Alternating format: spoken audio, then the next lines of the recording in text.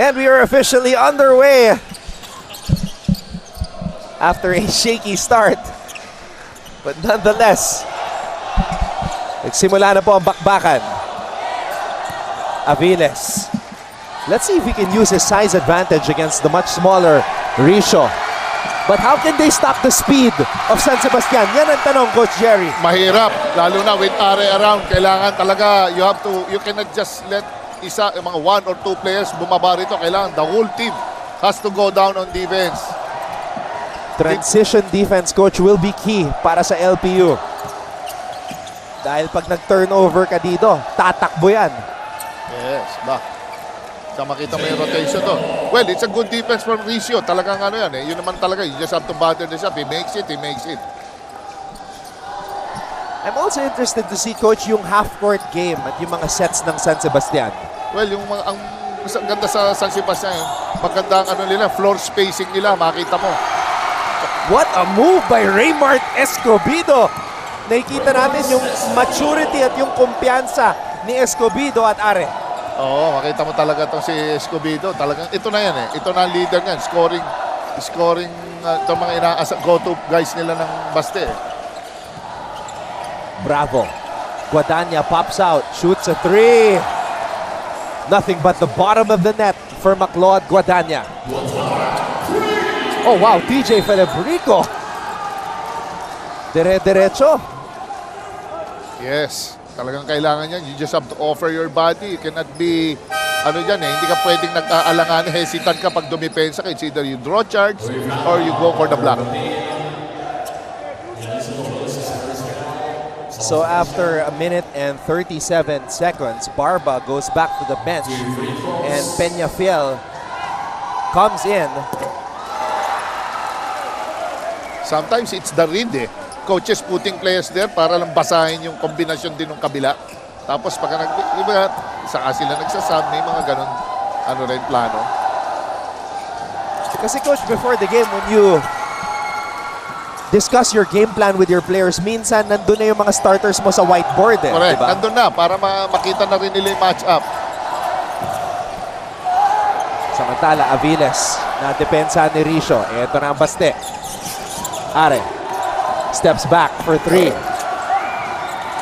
Whether it's a good shot or a bad shot, Are is gonna take it. One thing you will never lack is confidence. Yes, talagang makita mo ngayon ha, pero nag-improve ang LPU now. They're starting well, nandun yung they're on point sila sa rebounding, nandun yung collapsing nila on defense. And I'm sure nakita nila yung nangyari sa Letran, especially in that fourth quarter. So they have to be wary of the danger that San Sebastian presents. Guadagna draws a foul. Very smart move by Guadagna. Nakita niya, hindi niya na nakita yung ring. Talagang dinikit niya na lang yung kamay niya. Experience. He's an experienced player na rin to si Guadagna. And as Mac Guadagna shoots 2 free throws, it gives us a chance to hear the first report of MG Baliday. MG, welcome to the broadcast team. Thank you, Anton. Habang ang Golden Stags ay pinanghahawakan ang kanilang unang panalo as a motivation for today's match, ang LPU Pirates naman ay fueled by the fire to bounce back and secure their first victory of the season. Nang matanong ko nga ang dalawang kupunan kung ano ang ginawa nila after their first game, nag-dinner daw sila kasama si Father Pexon sa Golden Stags. Pero balik daw agad sila sa training kinabukasan dahil hindi sila pwedeng masyadong mag-relax dahil umpisa pa lang ito at mahaba pa ang season. On the other hand, for the LPU Pirates, they reflected and refreshed because they refused to let one game define their season. Now, it's time for us to see how will they ignite the momentum in today's matchup. What are your thoughts, Anton and Coach Jerry? MG, definitely 2 different approaches and 2 different situations both teams are coming from. Iba talaga nagagawa ng dinner. Siyempre kahit papano, di ba? Yung mga hindi pa kumakain dyan ng tama, baka na dinner ng steak ito. Well, sa tinatakbo ng San Sebastian, there is no doubt that they had a good meal after that big win against Letran. Yeah, lalo na yung si Gabat, he loves this open court type of game eh. Yan ang mga estilo ng Gabat eh. Peñafiel Throws it out to Cunanan. Guadagna, another triple attempt, short. And Cunanan picks up the loose ball. Baclod. Guadagna puts it up. That would have been one of the awesome plays. Are! Oh!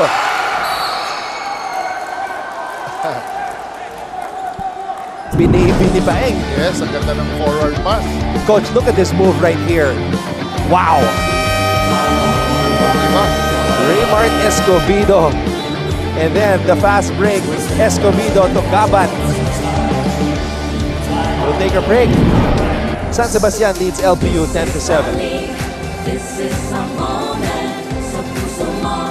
The sky is the limit. Tara na, magsama-sama. Dahil Huwag kayong matakot tumanggap ng bola at trabahuhin natin ang biyaya. Yan muna mula sa panig ng Arellano Chiefs, Martin and Bert. Maraming salamat, Lysel Galpo. Yun na nga. Katulad nung second quarter natin. Yun na nga. So let's see. Dapat dito umatake ang Arellano. Oh, Basti Valencia. What a fadeaway. Going downhill.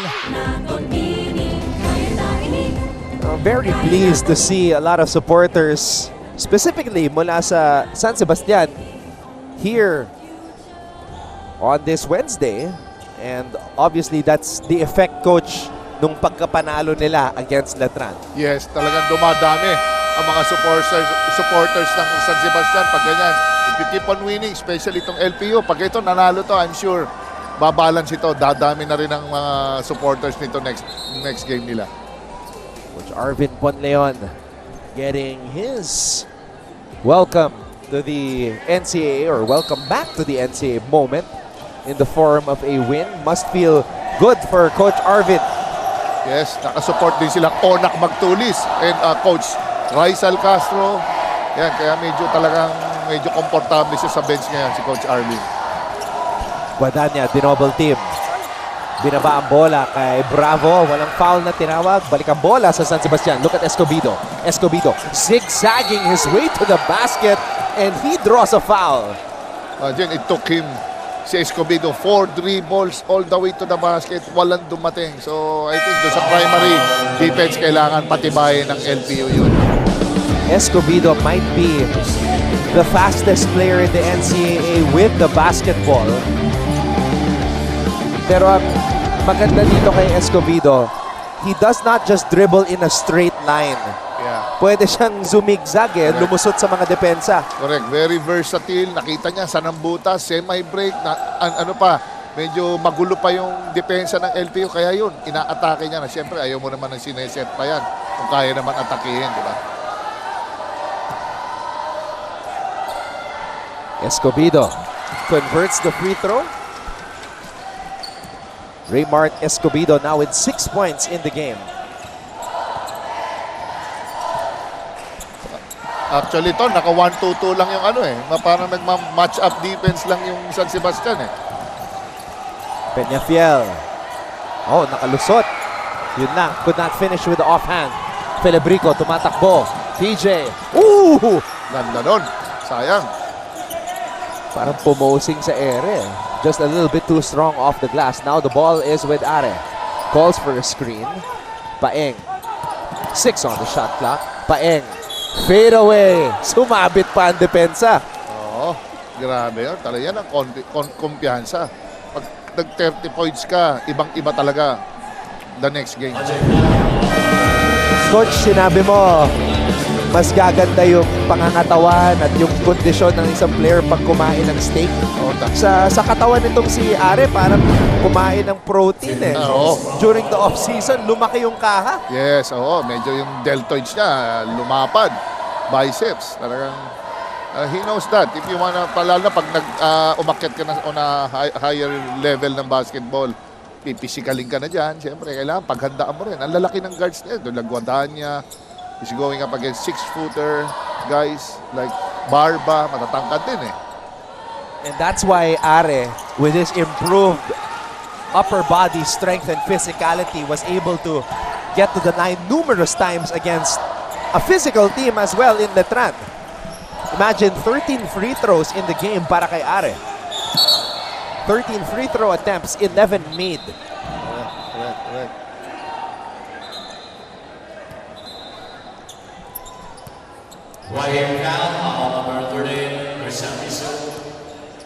Illegal screen. Yeah. Pero sometimes, mas maigi na yung ma-illegal ka kaysa you're not screening at all. Lalo na shooter ang lumalabas sa'yo. Medyo kasalanan sa big guys yan eh. Yung the right screening eh. Linabas muna coach ni Coach Arvin si Ricio. And Leo Velasco, sophomore big man, is now in para sa Baste. Peñafiel. Oh, that's a foul. Yes. Peñafiel went up for a shot. Hindi ka pwedeng mag-lunge or kaya mag-reach in. Talagang tatawagan ka dyan. Yeah. You need to block the path. Ganon. Bitin yung unang tira ni Simon.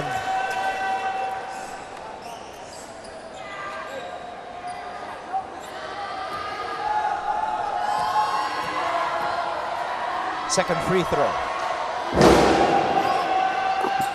And he makes up for the miss. Medyo inangat ng Lyceum yung pressure nila. Naka-pressure sila, 75%. Felebrico. Are. And the foul away from the ball. It looks like it's on Peñafiel. In-acknowledge naman niya.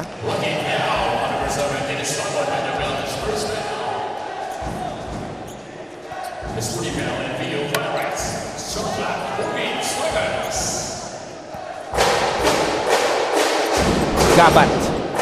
Binigay dito kay Escobedo. Are. 8 on the shot clock. Are. Binigay kay TJ. TJ. Oh. Nadulas.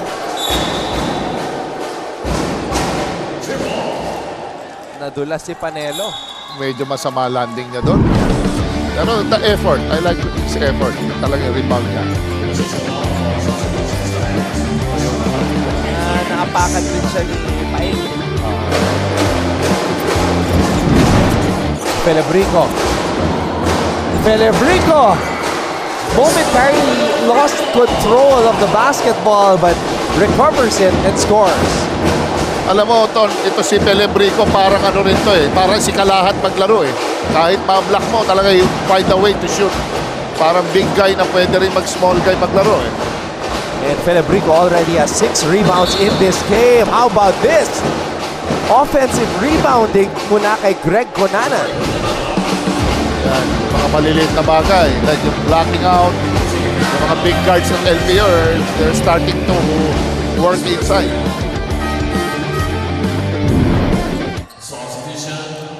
And now we will see a faster LPU with Renz Villegas coming in the game, as well as Ato Barba.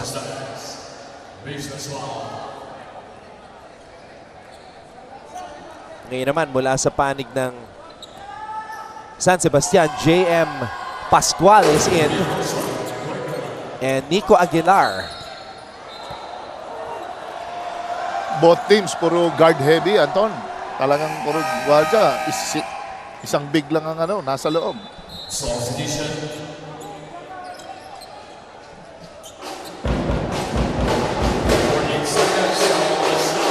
Moralejo is also in now for LPU. Barba. Barba to Montaño. Montaño for 3. And as Montaño drained the triple, it looks like there was an unsportsmanlike foul. Natamaan si Panelo. Talagang, Ton, pagdating sa ilalim talaga, no man's land yan. Hindi mo alam. Siyempre, elbows are flying, yung mga jacking for position. Talaga, normal talaga yan eh. You just have to be ready as a big guy.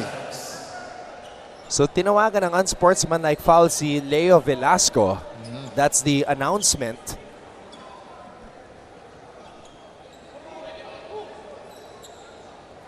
7 Natamaan. rebounds. Ton, 7 rebounds si Panelo last nung game nila versus San Beda. Very impressive for a debut for him. Okay, Coach Jerry, tignan natin dito. Watch number 14 from LPU. Medyo hindi siya makapa.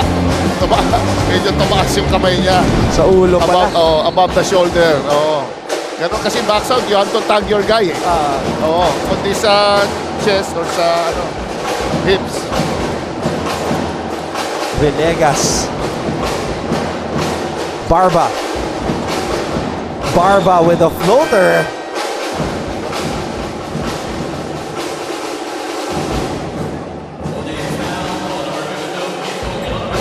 It's going to be 2 free throws for the former NCAA Juniors MVP, Barba. At pagkakataon nito, Coach Jerry, na makuha ang lamang. Tabla po tayo, 16 all. Yes, syempre, alam mo, magpa-pan out talaga yung lamang mo man, kung ano man laki yan. Syempre, kahit paano, biglang minsan magpa-plateau yan. Kaya dapat samantalahin mo. Lalo na, sa sakto itong ginawa ng LPU. They're in the game now. Tabla.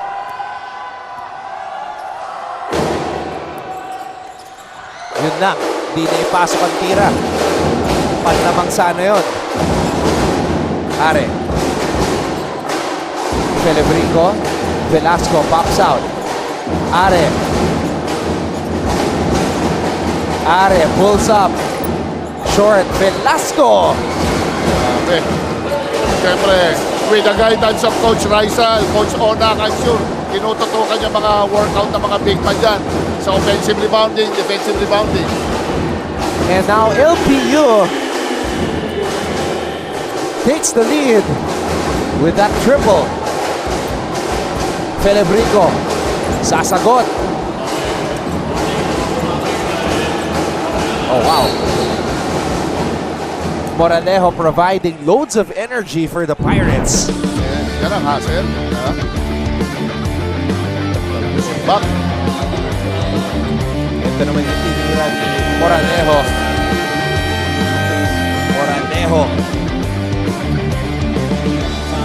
Giving this 1-point lead to the LPU Pirates with 2 minutes and 54 seconds remaining in the first. Sa puso mo, the sky is the limit. Tara na, magsama-sama, dahil together. Ano doon? Right of the jump ball. King Gortiza off Eto the na. screen. Iyon He naman. knocks it down. Wasting no time to make his presence felt.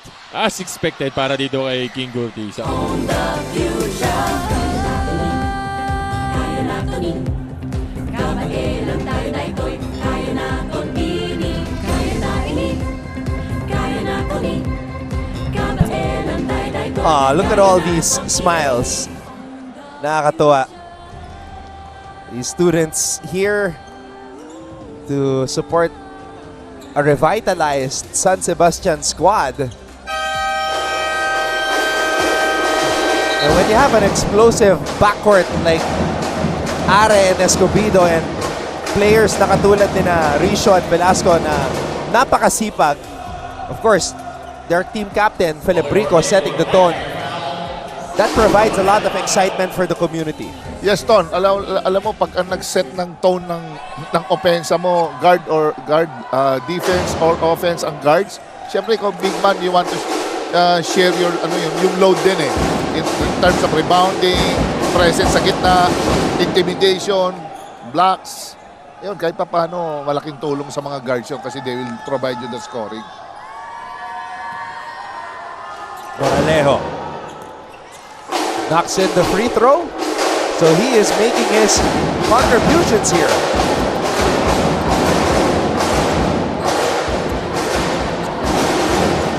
(21-18), pabor sa LPU. Are. Oh, wow. How about the patience, coach? Grabe, nakita pa niya yun. Ball fake ni Are.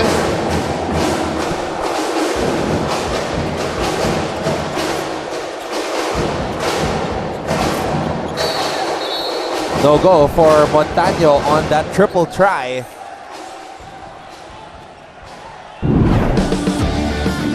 Look at the patience of Paeng Are. He knows that the two defenders will not take their eyes off of him.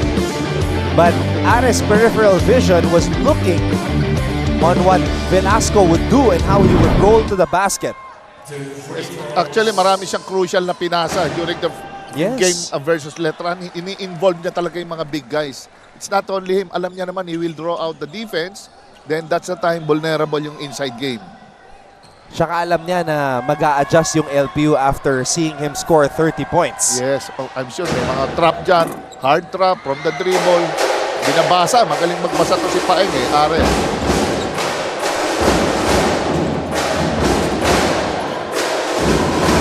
2-point lead para sa LPU. Aguilar. Are from Steph Curry range. Paeng Are. Hindi mo pwedeng iwan yan ng ganyan. 30 na ginawa last game yan. Susundan ka ng mga 20 puntos pa niyan. Coach, kung nasa professional level tayo, 4 points yon para kay Are. Oo, masyado malayo yun. Oo. Ang ring masyado ng palaki pag tinamaan ka ng dead na shooter na ganyan. Oh!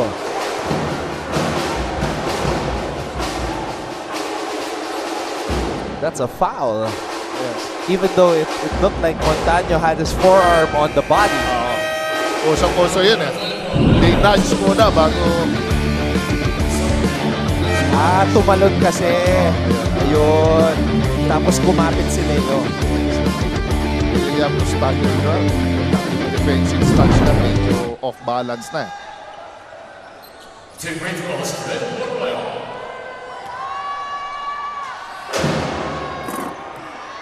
Lucky bounce para kay Kyle Montaño.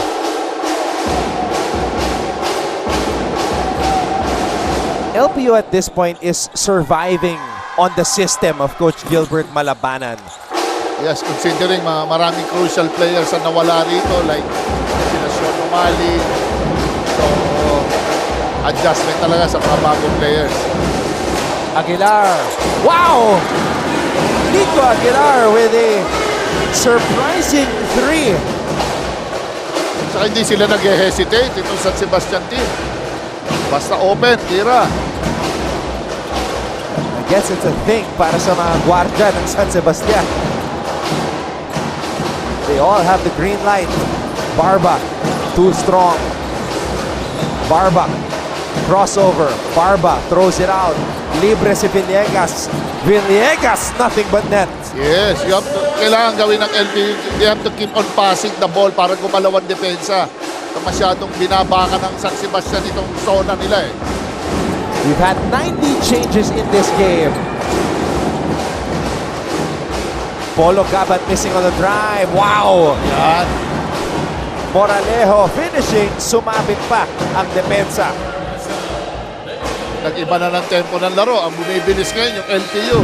Which is yan ang laro ni Coach Gilbert Malabanan dati.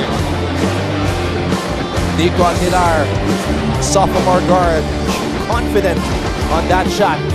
But even more confident was Renz Villegas.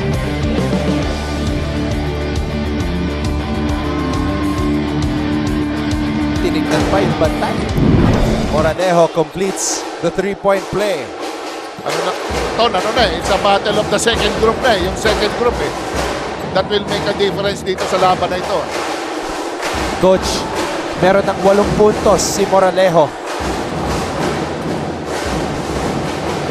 Escobedo. Killer crossover. Escobedo. Missing. Aguilar. Shot was to the left. Escobedo. Put back. Grabe, Escobedo. Is all over the court. Ang galing sa rebounding. Uy, double foul. Double foul ang tinawag. Escobedo at Villegas. Villegas, another speedster with a basketball. Uy.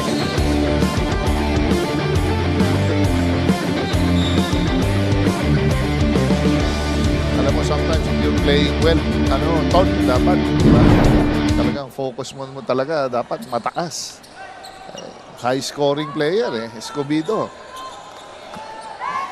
Talagang pipisikali siya dyan. So ngayon, na-warningan na rin itong San Sebastian sa delay of game. So both teams have been issued a delay of game warning.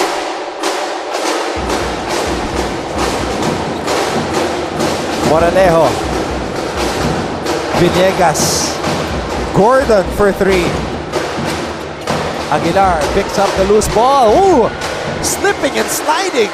Escobedo finding Lintor. What a play! What an ending, coach. Hindi nila mahanapan ng solution yung quick outlet, pati yung 1-2-2 zone defense ng San Sebastian.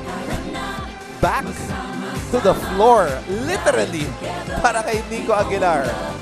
And we end the first quarter at 30. Magbabalik po ang NCAA Season 100.